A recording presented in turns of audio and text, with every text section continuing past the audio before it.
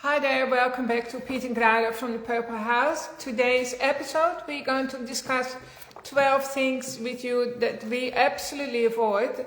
These are like common habits that we've adopted into our lifestyle over the last 50 years. And they're what we call health traps that make you sick. So we want to highlight 12 of those today, just in case you don't know how bad these things are for you. So we're going to go in 12-point forms, and I'll go first. I'll start with microwave. So many households, of course, have microwaves. People demanded, like in our Airbnbs, people wanted microwaves. But we want you to know that they kill all the nutrients in your food, and it's very scary, especially for parents, when I see people heat up milk in the bottles for their babies. Because at the end of the day, after it's been microwaved, there's no nutrients left whatsoever. And they did an experiment once with plants where they microwaved the water before it was given to the plants, and those plants died as well. So it's not good for plants, it's not good for humans, it's not good for ourselves. It's very, very bad for your babies. And they make good letterboxes or shoe boxes. So that's, we don't have a microwave in the cafe either. Okay, that's it for microwaves. Pete, your turn. Number 2, avoid vegetable seed oils. They are the things that cause most chronic disease. Even diabetes, type 2 diabetes, is following the trajectory of the consumption of seed-based oils. And about 50 or 60 years ago, the average person made 1% of their calories from omega-6 oils, which are prevalent in vegetable seed oils, and that's the omega-6 or linoleic acid is what's causing most chronic disease. Nowadays, the average person is making 25% of their calories from linoleic acid, omega-6, because these seed oils are in every processed food. You look at the labels and they'll have vegetable oil written on it. And people think it's good, but that's a lie. It is a lie. So there are the only runny oils I recommend people. The best one is macadamia nut oil. That has a 1% linoleic acid content. And the second one is olive oil, but that does have a 10% linoleic acid content. So have smaller amounts of that, and then a little bit of avocado, a little bit of sesame, and forget the others. And coconut oil is good though. Every disease, if you want to look at statistics and information, they follow the consumption, the trajectory of the consumption of seed-based oils. So we start our life on making 75% of our energy from saturated fats, animal saturated fats. Don't call a mum an animal. Yeah, if you breastfed. A fully breastfed baby. So that tells me saturated fats are good for us. We've been told for years that they're bad for us. That was a big fat lie.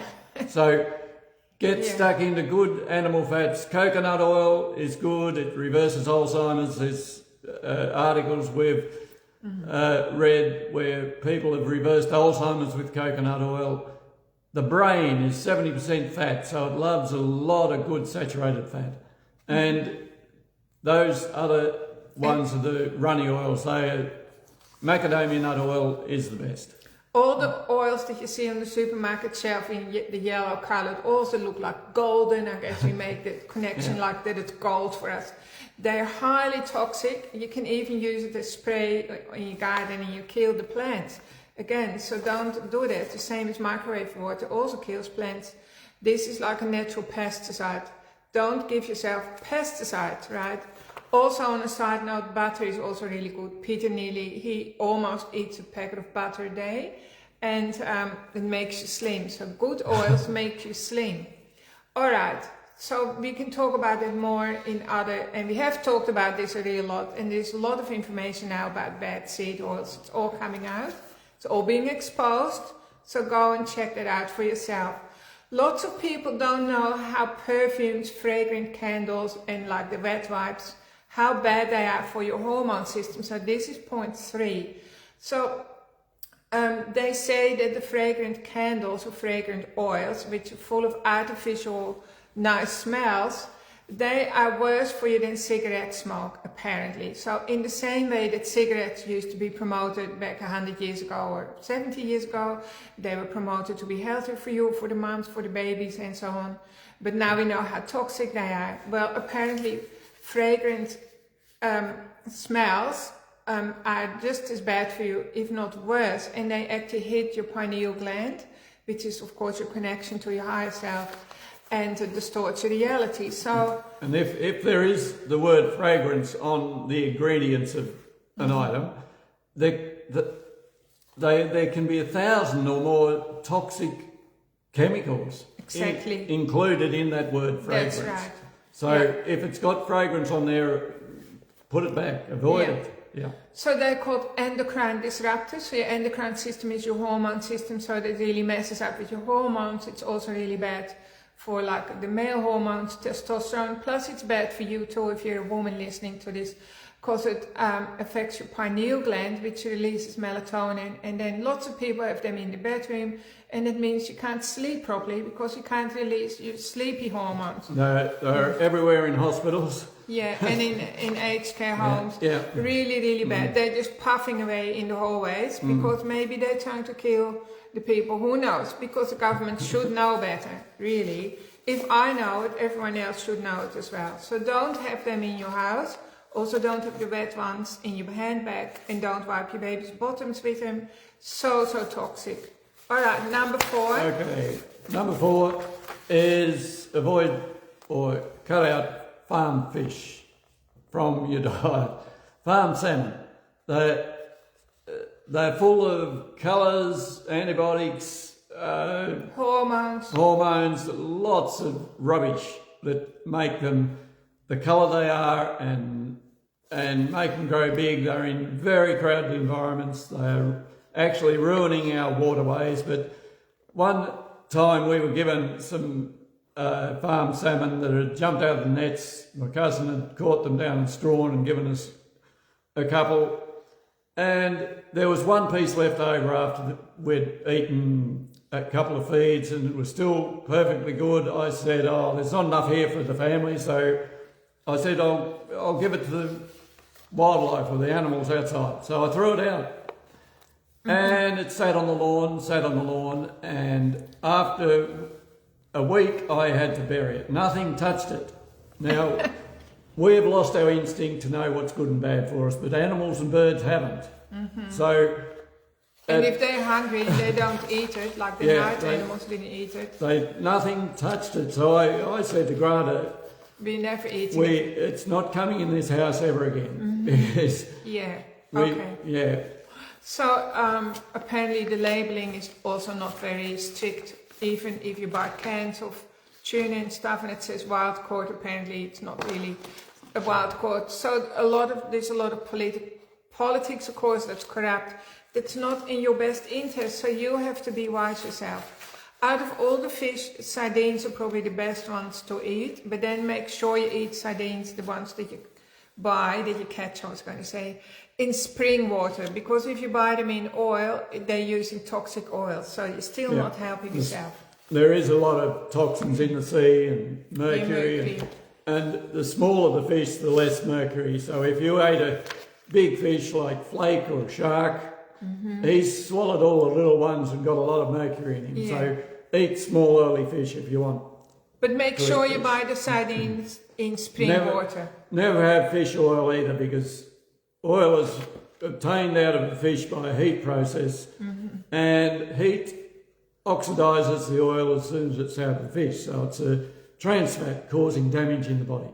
That's right. So don't give your children fish oil for ADHD, which is often recommended. Give them sardines. That's right. All right. So, of course, point number 5, watch out for plastic or packaged food or plastics in all kind of types. It sneaks into our body. So apparently we consume as much plastic as the size of a plastic credit card per week, and it goes and sits in your tissues as well as in your brain. Like these are called microplastics. So please avoid plastic packaging or wrapping anything up in plastic or cooking in plastic or whatever people do. Just avoid it. Remove the plastic from your groceries. Store things in glass containers as much as you can. They examined 240 placentas and I think it was every one of them had microplastics in. So babies already have plastics in their body. So now what can you do about it? Well, really steaming hot baths with magnesium, right? That's what Peter and I do, as hot as you can bear it. Epsom salts or magnesium chloride regularly, like every night would be good. Or a sauna is really, really good too. One that makes you sweat. Yeah, sweat it out is meant to be one of the best things. All right, so point number 6. We haven't got much time left, so... Be selective with supplements that you buy, because lots are full of fillers and don't have very good products at all. And we had a person who was taking magnesium with no results whatsoever for muscle spasms down one side of the body, and she'd had it for months. And we've always carried Sandra Cabot's formulation of magnesium, and it works well. It's got 2 of the smallest possible particles in that are absorbed into cells much easier. She changed to Sandra Cabot's Magnesium Complete, and it was 4 or 5 days later, all the spasm had stopped out of the body. Yeah. So be careful with what you buy, because lots of the supplements in supermarkets and just cheap. big chem markets, they are supplied by Big Pharma, which... Well, Big Pharma isn't always your friend, all right? These are also really, really good for children. We love these for our grandchildren. They help to detox their little brains, and then they're literally happier, healthier, not as moody, they get energy, and it helps them to stay healthy. So just about the nutritional value of things, we watched the study once that was done on prisoners. So prisoners were given very low, poor quality diets in this particular jail, and the behaviors were like out of control and lots of aggression and all the rest. And so they improved the diet by 50%, made it 50% more nutritious and healthy. And there was a huge improvement in behaviors, right? Less aggression.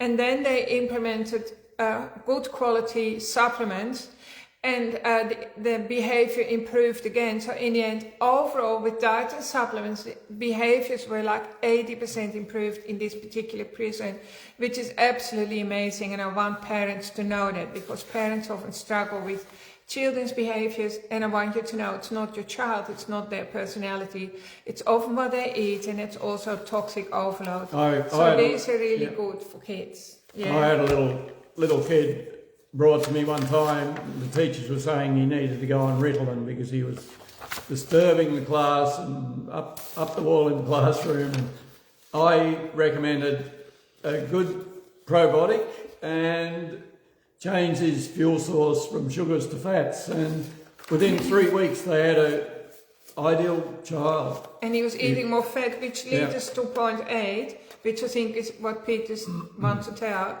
Avoid low-fat diets, right? Because your brain lives on... Well, your brain is basically a bag of saturated fats with water and minerals. So it doesn't do well on low-fat diet. Low-fat products, they often have other things put in, like yogurt. The low-fat yogurt has a lot of artificial flavors and stuff to make us eat it, right? So just avoid all the low-fat products. And then we are going... Avoid aluminium. Aluminium will take the charge off your red cells, and they start sticking together, so they can't transport the oxygen around the body well at all. So anything in an aluminium can, the aluminium leaches into the liquid or the food in the can, and we consume it. Commercial deodorants, make sure they've got 2 words written on, aluminium free, because we absorb the aluminium in, and it causes our blood to become sticky and thick. You lose your energy. And the red cells can't take the oxygen around Also, the body. if you put, of course, deodorant goes here and the arm on your armpit, where we have all our lymphatic factories, right? We have big lymph nodes there, and it goes straight into your lymphatic system, clogging it up. Over-the-counter antacids often have aluminium hydroxide in as well, so avoid those if you can. That's right. And just to go back, we skipped a point. Artificial sweeteners. Can I just go back, Pete? Because so a lot of low-fat products have artificial sweetener in it. All chewing gum, like 6,000 products on the supermarket shelf have artificial sweetener in them, and they rot your brain. That's really all I want to say. So just avoid them as well. You'll probably notice it if you use it, because you might lose your eyesight a little bit, because your eyes are an extension of the brain. Or you can't think properly. Yeah, that's right. So then it's the artificial sweetener that's in drinks, in lots of processed foods. As I said, it's in 6,000 products on the supermarket shelf. I meant to say that as well. All right. So then Peter and I are really big on fermented foods. Like our children have a company called Love Your Guts Company, and that sells organic fermented vegetables all through Australia. So we eat them every single day, and it cleans. So that is something that we do, right? It helps to clear out your body from heavy metals and lots of nasties, and it builds up your microbiome. So we do that religiously, whether we like the taste of it or not, right? The delicious flavors. But make sure you buy locally made fermented foods, because if you get them from overseas, they'll be irradiated before they come to Australia, and there'll be nothing alive in them. That's right, all the bacteria. And even ones coming from the mainland into Tasmania, because they're still classified as a fresh vegetable, and they're irradiated. They aren't allowed into Tasmania. Right. So that is the lowdown on fermented foods. Very important part of it. Should be part of a staple food. It's food that's literally alive, and it helps your body, to jump through all the hoops that we have to do every single day. So then, nearly there, point 11 is be cautious what you use on your skin. So your skin is like the largest mouth, you could say, that's wide open. So whatever you put on your skin goes into your bloodstream pretty well straight away. Then your liver has to deal with it. So the liver has to detoxify it and break it down. So just be careful that you use organic shampoos, organic creams and lotions, that you research organic makeup, and all the rest, to lighten the burden of the toxic load on your body. So we've heard stories of people who were dizzy after a shower, and nobody could work out why they were dizzy. But then in the end, it was to do with the shampoo, because your pores are open, the shampoo goes in, and it went into the bloodstream, and it made those people dizzy. So just check out what you use at home, and use like coconut oil or castor oil as a moisturizer, or support your local people who make local organic skincare products. So that is an absolute no for Pete and me, what we put on our skin. So I think that's point 12 as well, so we must have combined. Sunscreens, of course, are very toxic as well, aren't they? And people put that on the skin. Yeah.